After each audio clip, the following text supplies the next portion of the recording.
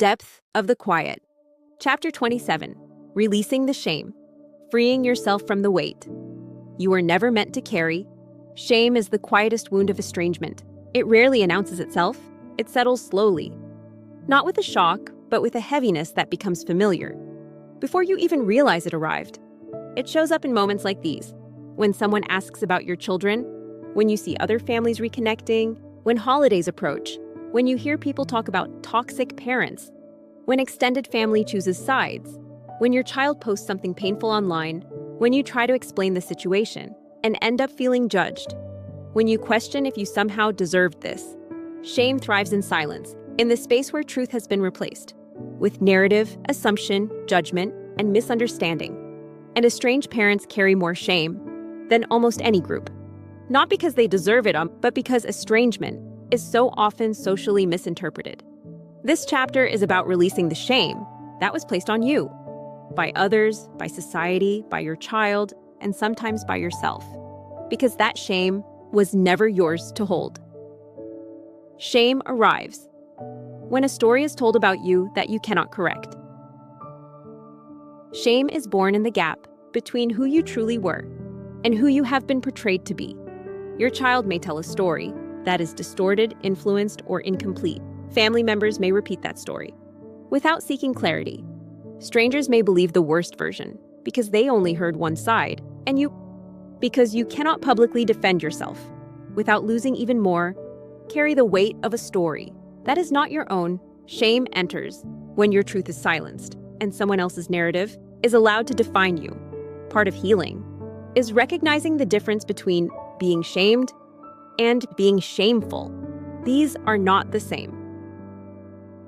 You feel shame, not because you failed, but because you were blamed. Most estranged parents carry the belief, if my child walked away, I must have done something terrible. But estrangement is not proof of harm. It is proof of influence, emotional overwhelm, identity confusion, loyalty pressures, triangulation, black and white thinking, therapy-induced reinterpretation, untreated wounds, partner-driven narratives, generational patterns, unresolved childhood pain, conflict avoidance, psychological protection. Estrangement happens, not because one person is bad and the other is good, but because the emotional system broke down. Under pressures and influences beyond your control, you feel shame because you were told the collapse of the relationship was your responsibility. But relationships do not end because of one person, and you are not the cause of all the breaking. Shame grows in isolation and silence. Shame does not survive in the presence of truth. It survives in silence. It survives when you don't tell your story because you fear judgment.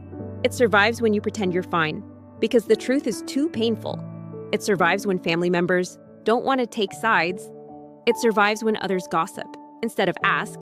It survives when you internalize blame because you can't contradict the louder narrative. Shame becomes a quiet house you start living in, a house with small rooms, shuttered windows, and doors that remain locked. From the inside, releasing shame is the act of unlocking the door and stepping back into the world. Releasing shame begins with naming it. Shame dissolves when you tell the truth, even if only to yourself. You can say, I feel ashamed because my child left. I feel ashamed because people assume I did something wrong. I feel ashamed because I can't explain the full story. I feel ashamed because I didn't see this coming. I feel ashamed because I can't fix it.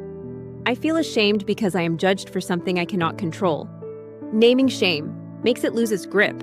It becomes something you experience, not something you are. You cannot carry the weight of someone else's story. Much of the shame parents feel comes from absorbing a narrative that was shaped by someone else's wounds, someone else's influence, someone else's interpretation, someone else's fear, someone else's emotional immaturity, someone else's version of events. You are carrying shame that was generated in someone else's emotional world. You can release that shame by seeing it clearly. This shame does not belong to me. It is the product of someone else's pain, someone else's pressure, someone else's misunderstanding. You cannot heal by holding what is not yours. Releasing shame means understanding the difference between accountability and self-punishment. You can take accountability for the ways you were imperfect. That is healthy. You can reflect on moments you wish you handled better. That is growth. You can acknowledge your limitations, mistakes, and human missteps. That is maturity. But self-punishment, endlessly reliving your perceived failures, believing you deserved abandonment, carrying guilt that is disproportionate, is not accountability. It is cruelty, and estranged parents have been cruel enough to themselves. Releasing shame means practicing accountability without self-destruction. Shame loses power when you view your life with context, not condemnation. Shame thrives in simplistic stories. You were a bad parent. You caused the estrangement. You failed. But life is never simple. You parented under pressures. Your child doesn't understand financial strain, marital stress, your own upbringing, your own wounds, the emotional needs of multiple people, the demands of survival. In the season you were raising them, you didn't raise your child in a vacuum. You raised them in the real world, with real limitations, with real pain, with real effort, with real love. Releasing shame means telling the whole truth, the nuanced truth, the human truth, the full context truth, not the weaponized one. You cannot heal while carrying a story that says you deserve this. Shame whispers, it must be your fault. You weren't enough. You should have prevented this. You weren't lovable. You were inadequate. But shame always lies. Always. Estrangement could have happened to any parent in your exact circumstances, with your exact child, under the same influences. You were not chosen because you were uniquely unworthy. You were caught in a perfect storm of emotional factors that had nothing to do with your value. Releasing shame means releasing the lie that you caused your own exile. Letting go of shame allows you to love without punishing yourself. Shame makes you fear your own love. It makes you believe you are unworthy of relationship, unworthy of forgiveness, unworthy of reconciliation, unworthy of happiness. But you are allowed to love your child, miss your child, grieve your child, hope for reconciliation, build a life outside the estrangement, be at peace, find joy, heal without punishing yourself for the past. Releasing shame makes room for compassion, especially toward yourself. Why this chapter matters. Shame is corrosive. It eats away at your self-worth, your history, your confidence, and even your ability to love. Releasing the shame that does not belong to you is one of the most life-changing steps in the estrangement journey.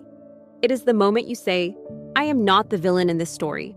I am human. I am imperfect. I loved the best I could with what I had at the time. I do not deserve exile. I do not deserve condemnation. I do not deserve lifelong punishment for being a human parent in a difficult world. You are not shameful. You are carrying shame that others projected onto you. It is time to put it down. You are allowed to walk forward, lighter, freer, and finally, in the truth of your own worth. If this content resonated with you, you're welcome to like and subscribe to Depth of the Quiet. This is a space you can return to whenever you need steadiness, whether that's during a quiet afternoon or at 2 a.m. when your thoughts feel heavy and sleep feels far away. If you feel comfortable, you're invited to share your reflections, questions, or experiences in the comments. Your voice may offer comfort to another parent walking a similar path. And if today isn't a day for interaction, that's completely okay too. There is never any pressure here, only support, understanding, and the freedom to heal at your own pace. You are always welcome in this space. Books and resources. If you would like to go deeper, you can explore Depth of the Quiet by Latina Venus Sidorov, available in paperback and Kindle on Amazon, for spouses and partners supporting an estranged parent, Standing Beside the Broken by Stas Sidorov, available on Amazon. Thank you for spending this time here. Take care of yourself gently.